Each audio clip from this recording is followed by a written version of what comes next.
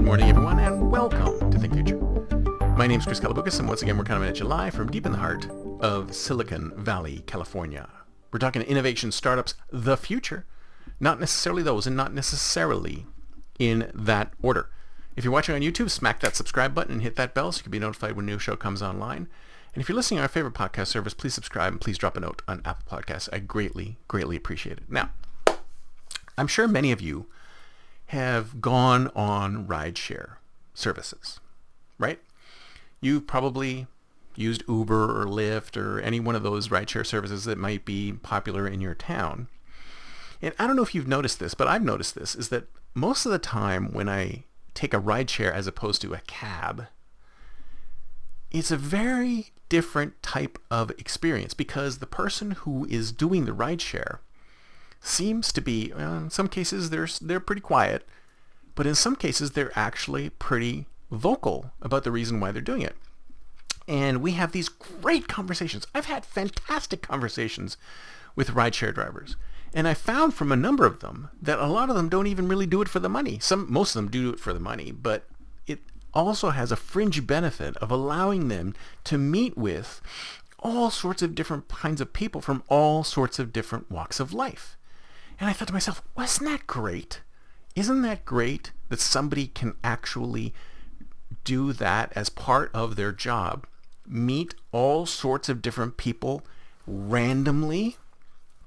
Isn't that a great environment for serendipity? And I was talking to you before about engineering serendipity, how to create serendipity. And how do you create serendipity? You create serendipity by doing things randomly.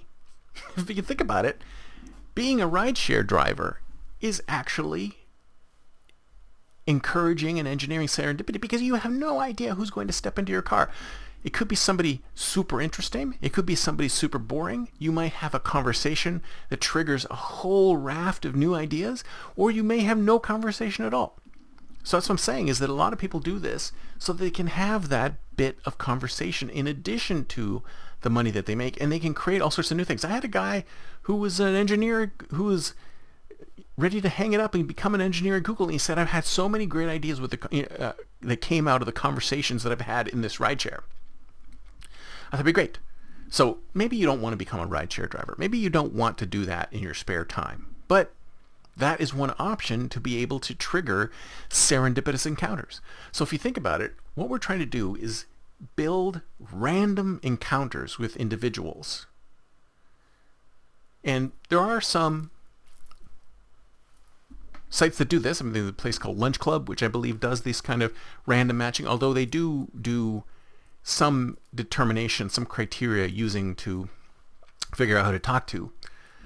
But wouldn't it be great if you implemented, or someone at your organization implemented, a randomized lunching algorithm where it would go in and take two completely different individuals who have never met before from this department and that department, completely separate departments, no connections between them whatsoever, but put them together in a lunch meeting. It doesn't have to be a lunch meeting in person. It could be a lunch meeting through Zoom. But can you imagine the kind of serendipitous encounters that would happen if we use technology to put that randomization in? Something Steve Jobs did when he opened up Pixar, the office at Pixar. He made sure that the restrooms were in a single location. All the restrooms were in a singular location near the cafeteria, and people had to go back and forth in front of the restrooms all day long, and they bumped into other people who were also randomly going to the restrooms all day long. How many serendipitous conversations do you think happened? How many new movies, how many films came out of the serendipitous connections between these two individuals, just happened to be bumping into each other on their way to or from the restroom? So you see what I'm saying? So implementing a form of randomized lunching or randomizing connections or some way to random, because if you think about it, with the work from home thing, the one thing that we've really lost by not being in the office is the serendipitous connections between individuals who just happen to be walking past each other, bumping into each other, listening over the top of a cubicle as somebody's walking by. Those type of random connections, that kind of serendipity, which leads to all sorts of interesting, creative, new things, has gone away, has disappeared. So if you ask me, we need to figure out some way of re-enabling or re-engaging everyone in those serendipitous, randomized conversations. And if we could do it over Zoom, if you ask me, seems like there's a tool right there. I know this isn't Startup Monday, but here is another idea. Develop a tool that randomly connects you with other people around the world and see what kind of creative combinations you get. Bring more serendipity into your world, and who knows what kind of great ideas will come out of them. Will come out of it. That's it for me for today.